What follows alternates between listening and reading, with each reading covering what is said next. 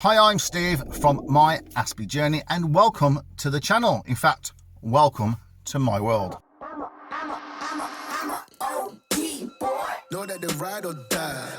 So before we start, let's address the elephant in the room, not the literal elephant, obviously.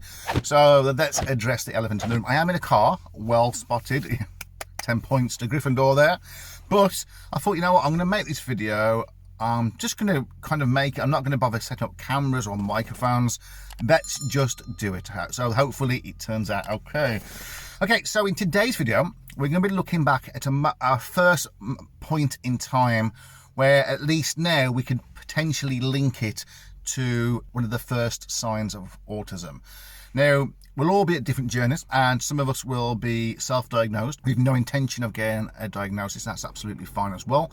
There'll be people who are diagnosed, and there'll be people who have got friends and loved ones, maybe their children or family members that maybe or have a diagnosis as well, or maybe or they may think that they're on the spectrum as well.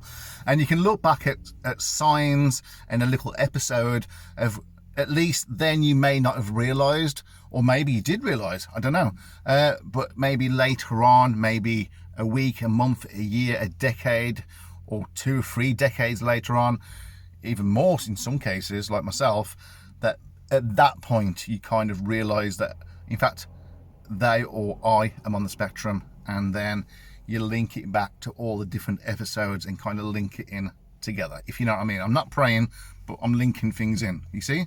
I'm linking. So for me personally, one of the first episodes I had that I realised now and linked back is I was about 5 years old and I was in my very first class of primary school. So in the UK, you have your primary school, okay? I don't know, what you started at the age of 5. We were heading towards lunchtime, I believe it was, and I was sitting on a table with a couple of other kids. It's like a rectangle table with like brown veneer wood effect on, and I had my little sandwich box. I had my little sandwich box, and there's about 15-20 minutes, maybe half an hour to lunchtime.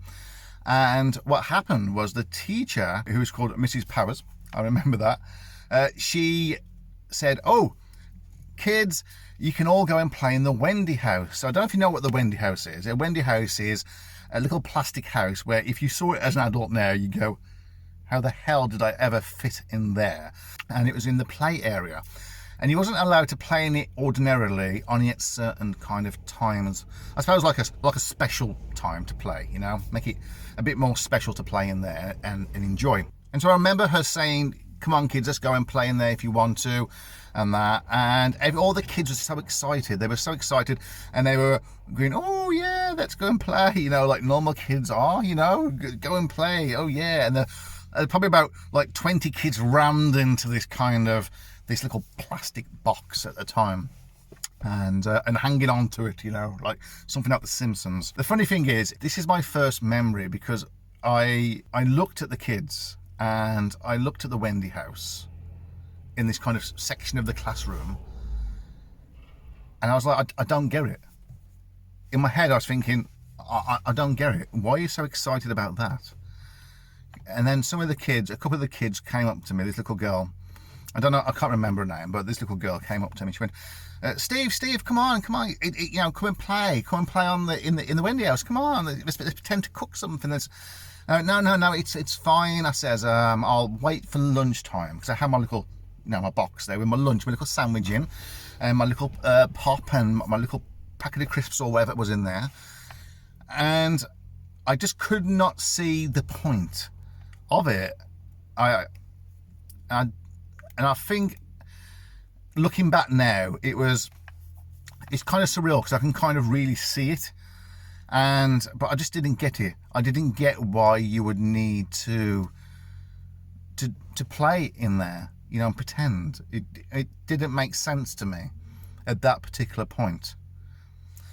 So that's when I was 5 years old, and that's the first time that I can kind of link it realistically. I think that was, for me at least, was a sign that I can link at this age I am now at 45. My second time I remember, and I'm sure there was little bits in between, but was in the next class up, and the teacher there, I think was called Mrs. Adams, but I may be wrong on that. She might have been the support teacher. And it was Christmas time, and I enjoyed Christmas time, you know, and they had all these tables lined up in a big long tables, all lined up with a covering on there and little decorations that we'd all been making, and food as well. I think we all brought some food in, and they supplied food as well, and that was all good. I've never been good socially, you know. I've always had this kind of like blinkers on, you know. I'm like this, but it's like not hands like a horse. It's like a cloud, it's a see-through cloud. That's what it feels like for me. I don't know if you see it similar. It's like round here. I can kind of, it stops me kind of emitting myself too much, you know. And I remember sitting down, and I was next to some kids either side, and that was, I think now I can kind of link it to being a little bit anxious or socially awkward at least. And they were saying that Santa, so if you've got kids, maybe switch this off now or turn down the sound, because there might be a spoiler alert here. But as a child, you know, I love Christmas, but they said, oh, Santa's arriving in his helicopter. Now, I don't know why they chose a helicopter for, because surely just arriving would have been enough for 6-year-olds, you know. But they were so adamant about this helicopter, and that the Santa was going to drop off some presents, and then they was going to bring them in. And my brain clicked in at that point, and I was always questioning stuff, and that's one thing I always remember as a child. I always questioned stuff a lot, and sometimes that would get me in a little bit of trouble. Sometimes, you know, and I remember saying to a child next to me, and I think to the teacher as well, and I said, well, I can't hear a helicopter. Oh yeah, he's on the roof now, he's on the roof. Come on, boys and girls.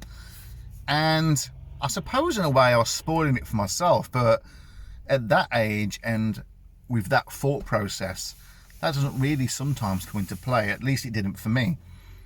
And so my question was, I didn't hear. I've got very good hearing, very sensory to it, you know, and that's one of my things. And I can't hear. I can't hear the helicopter. I couldn't hear it.